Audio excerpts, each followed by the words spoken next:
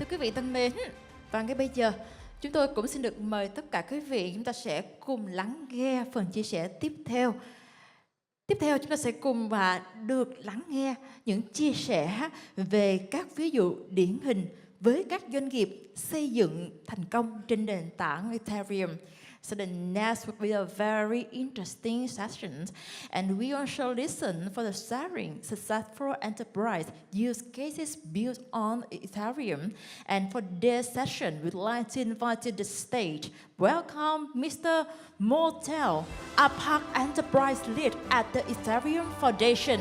Và cùng chúng tôi chào đón ông Motel, trưởng bộ phận doanh nghiệp khu vực châu Á Thái Bình Dương tại quỹ Ethereum. Now big applause to welcome Mr. Motel. Please come here.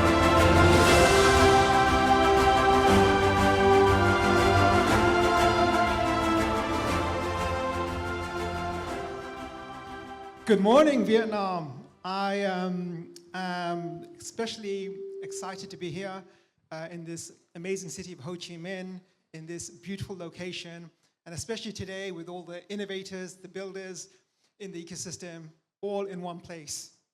So my name is Mo. I am the APAC lead for enterprise at the Ethereum Foundation. And today we're going to be talking about how enterprises view Ethereum, the ecosystem, how adoption has grown, and why the future is incredibly bright. And without further ado, we'll go ahead. So let's start by taking a look at where we are right now. Ethereum has been around for 10 years with 100% uptime. It is by far the largest liquidity layer in the on-chain environment. There is over $170 billion in monthly volumes on DEXs. It is incredibly neutral. Our entire stack and our technology is open source, which is very close to our heart. It is decentralized. There are 1.1 million validators across the world with various client diversity. It has incredible adoption, $140 billion in stablecoins, $65 billion in DeFi TVL, and 90% of all on-chain RWAs. And most importantly, it is incredibly secure. Over $130 billion of ETH is staked, making it the most expensive smart contract platform to attack. And ETH is over 4K now, so it's probably much higher.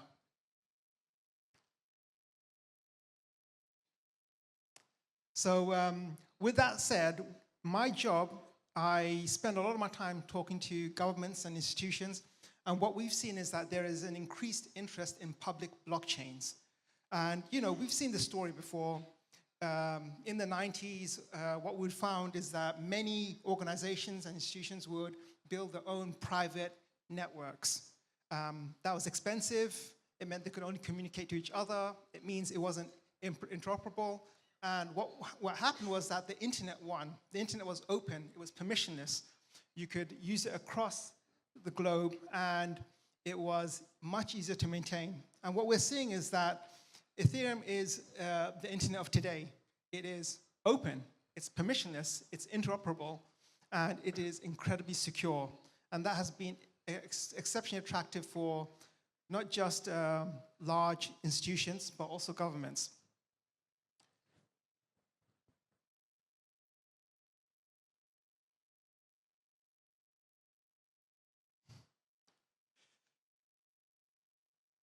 Okay, let's see what's going on here.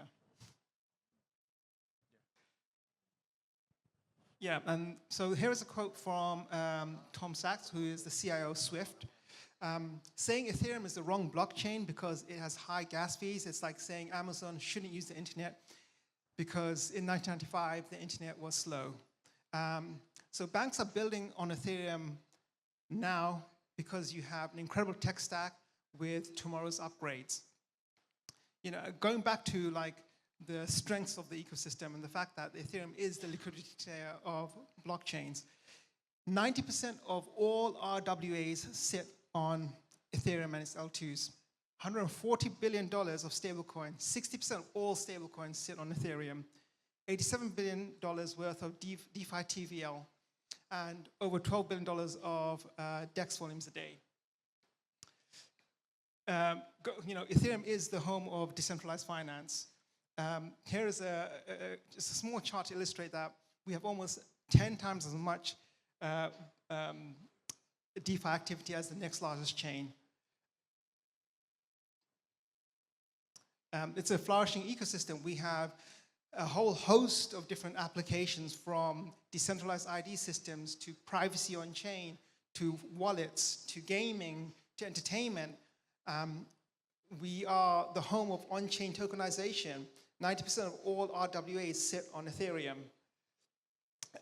Again, this just hammers home the point. You can see how much that the Ethereum ecosystem dominates in this space. When it comes to on-chain liquidity, there really is no other option. And this is the reason why we've seen such large adoption from the biggest institutions in the world. Here's just a couple of household names. And we saw, we've been speaking to many organizations. BlackRock has been doing on-chain tokenization, Coinbase with their L2, eToro with their RWAs, and then many other examples. So what we're seeing is that globally, regardless if you are an institution that wants to build financial applications, or you want to do on-chain supply, or you want to do identity systems, most people basically come to Ethereum. And here are some quotes from a number of different people building this space. So why Ethereum is good beyond just the fact that it has the most amount of liquidity? It also is the most resilient. It is a chain that cannot be switched off. There is no central authority that can turn it off. There is credible neutrality. It's flexible. It's customizable. And it secures $1.1 trillion worth of assets over all L2s. So here's an example of the flourishing L2 ecosystem. The reason why L2s are important is because it allows you to have not just the security of the base chain, but also the ability to customize it to your own requirements. So you can have the security plus the privacy plus the compliance needs that you might need. And privacy is also not just a blocker. We have solutions where you can get private transactions. You can have enhanced scaling. You can do many different things that would have been incredibly hard a few years ago. So Ethereum's ecosystem and infrastructure is incredibly resilient. We have the largest developer base. We have the most mature tooling and infrastructure, and the most diverse array of applications. And finally, it is also by far the most trusted by regulatory authorities across all jurisdictions in the world. It is the most tested, it is the most understood, and is the one that has by far the largest adoption and understandable risk models.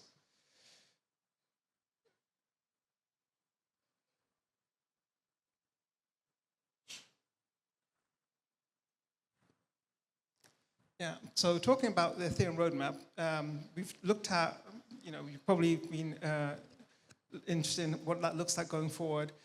We have new updates coming out with Fusaka, which hopefully coming out in November, increasing data capacity by 8x. We have 50% reduction in latency coming up, compliance and order upgrades, 100x increase in TPS, and in the future, programmable privacy, post-quantum settlement, and many other things.